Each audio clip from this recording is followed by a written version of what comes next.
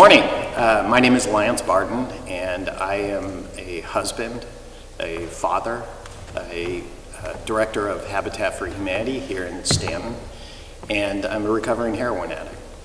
And the reason I usually say those things before I start speaking is because all four of those things are relevant to what I'm going to talk about today. So if you're watching this on Sunday morning, good morning. But the power of the internet allows us to watch it at any time, so whatever time of day you're happen to catch this, good day. So my favorite day of the week is Friday.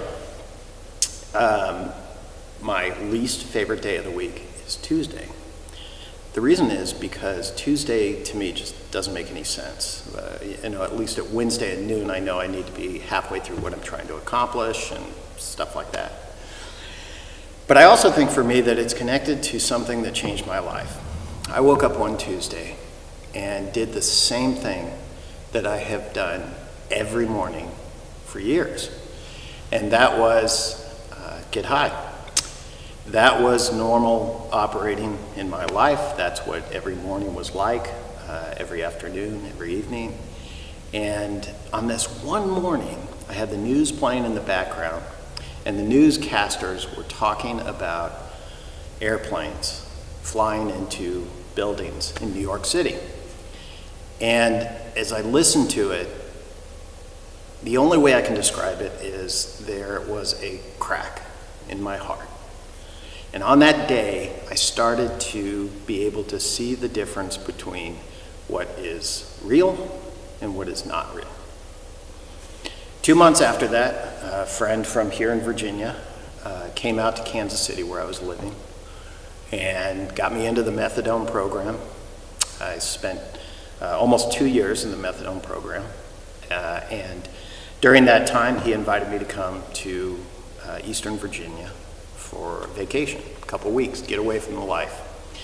And I came out and I never left. I've lived in Virginia since that time and never looked back. During the time when I first got to Virginia and had decided to stay, I didn't have a place to live and I didn't have food. So this church that was inside a house had an empty office, and they let me sleep there. And then one of the ministers saw that I didn't have a lot of money, and needed some food, so they invited me to come to a food pantry that they were hosting. So I went to the food pantry. I stood in line with about 150 other people, and I was miserable because I didn't want to be with all these people. I didn't want to be in those circumstances. But I got to the front counter, and a woman named Mrs. Vini looked me in the eye, learned my name, and took the time to get to know me. She, along with 14 families in that church,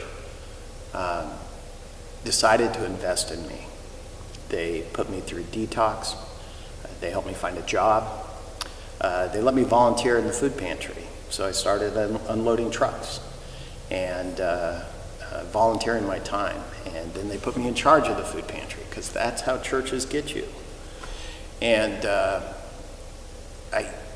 things just gradually really started to change. I met a woman, I married her, we have children. I became really good at my job. I went from volunteering to unload trucks in a food pantry to being the executive director of food banks for regions and parts of the state. And the one takeaway that I just can't ever kick is that through all of these changes that happened in my life, none of those families ever said I had to go to their church.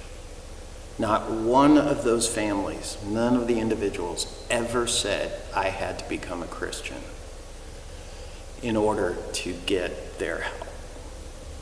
In order for me to stabilize my life, to get some structure in my life, it was never conditional on being a part of their church, believing what they believed. And that just blew my mind. These people took the time to get to know me. They walked with me, they ate with me. I remember this one time, I was just at wit's end. I got in a truck, I was gonna head to DC because I knew I could find some dope there, and I made it about 2 miles. And by the time I got to that 2 mile point, I'd passed so many houses that I'd had dinner in that I knew if I got all the way to DC that I would never have that same relationship with those people.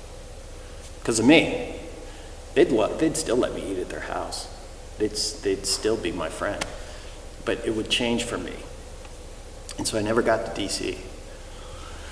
And now, 17, almost 18 years later, I find myself in Stanton, Virginia, at the helm of Habitat for Humanity. After 14, almost 15 years in food banking, I just got tired of handing out a box of food and not knowing what happened to the family, not knowing if it had an impact. I will never, ever forget the power that a food pantry had in my life and the potential power that a food pantry has in thousands, hundreds of thousands of people's lives. But I've found myself in a mission with Habitat for Humanity that I just have fallen absolutely in love with. The first thing to know about Habitat for Humanity is it is not a charity. We don't give anything away. In fact, everything that the person working with us receives going through the program is a direct result of their actions. The 200 hours they put into building their house, the 40 hours they put into education, to learn to control your debt, to learn to handle your finances, how to repair your home. They work enormously hard, and we walk together on the journey to a new chapter in their lives. And if that sounds familiar, it should. The reason I work in Habitat for Humanity is because I don't know of a better way to walk with somebody. It's not drug addiction, walking with them. It's just basic human connection. Now, in this church where I'm sitting, you guys have a food pantry.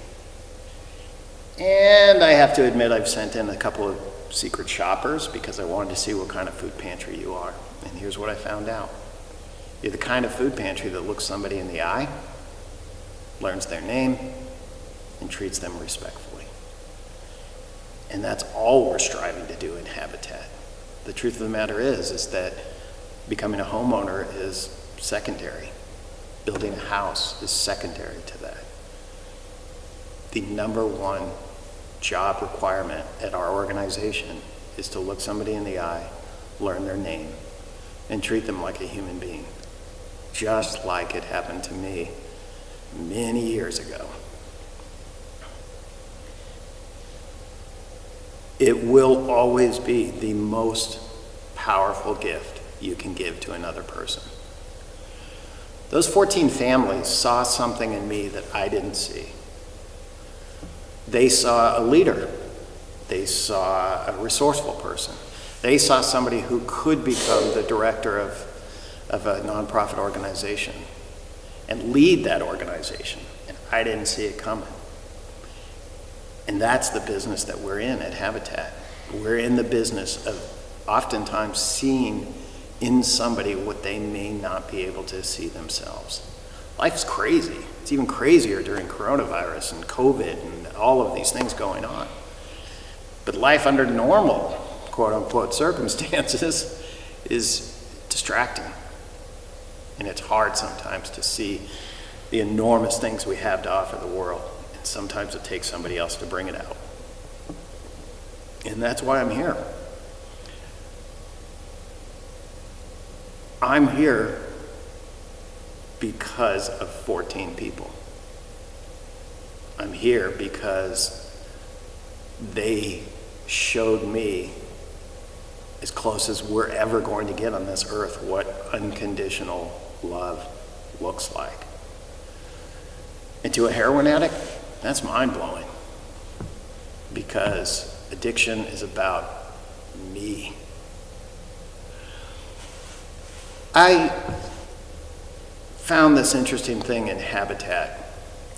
In all the years that I worked in food bank,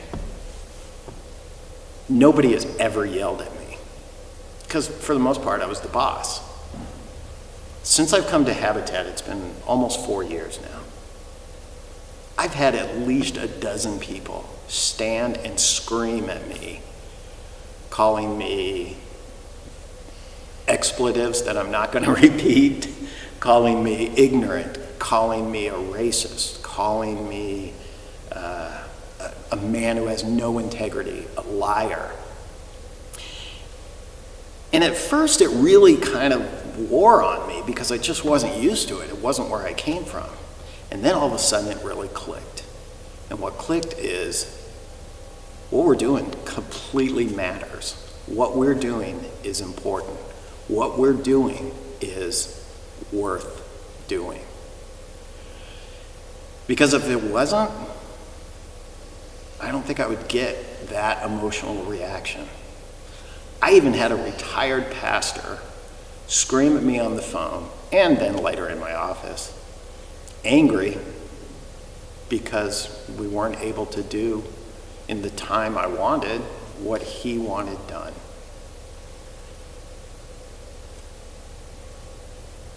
A normal operating procedure in my life is that guy's a jerk and you write him off. But instead, he taught me one of the most profound lessons I'll ever learn, and that is, this matters. This is worth doing. And what this is walking with people, talking with people, get to know them. At Habitat, we have the privilege of working with people for sometimes 2 years, getting to know their family, getting to know their lives, the circumstances that they live in. It's amazing. And I'm very grateful. But I'm also grateful for something else. I'm grateful to be here talking to you. And the reason is because it wasn't really that long ago that I probably would not have been on your radar. I would not be the guy who comes and talks to you for 20 minutes. And along the way, that seems to have become the case, is that I like being the kind of person that somebody would ask to speak to. I like being the kind of person that a pastor would ask to do the message. It makes me incredibly grateful. So, nothing particularly profound this morning, but that's the good stuff. The good stuff is that slow, beautiful burn of life where you are just with someone and you just acknowledge their existence, because that changes lives. It changed mine. Thank you.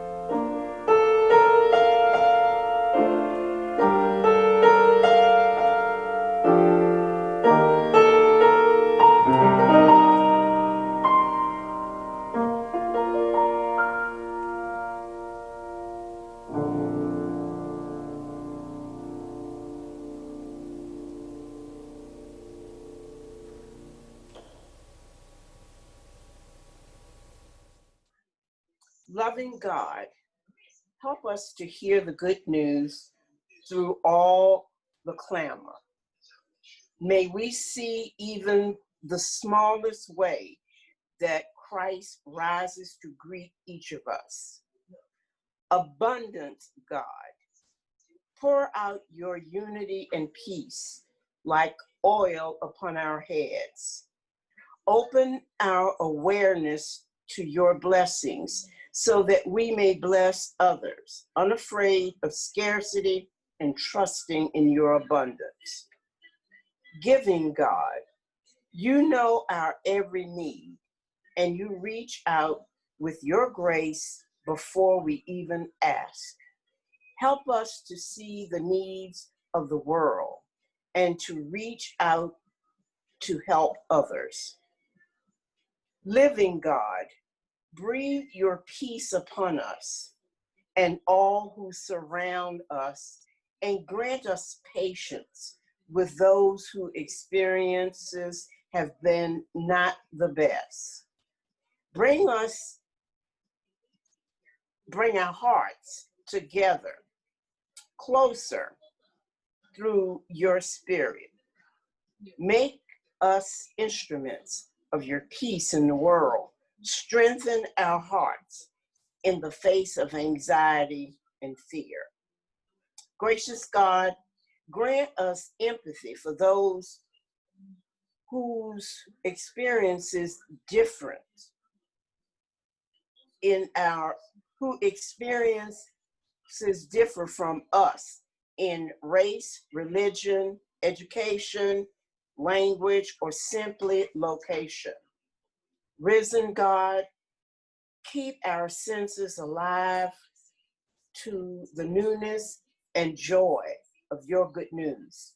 Teach us attentiveness that we may seek to love everyone and live the gospel in each moment. Triune God, grant us patience and compassion for those whom we live, work, serve, and worship. And now we pray as you taught us to: our Father, who art in heaven, hallowed be thy name, thy kingdom come.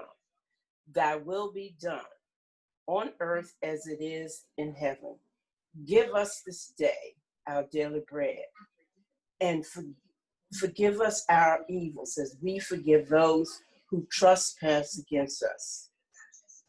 For thine is the kingdom and the power and the glory forever. Amen. That's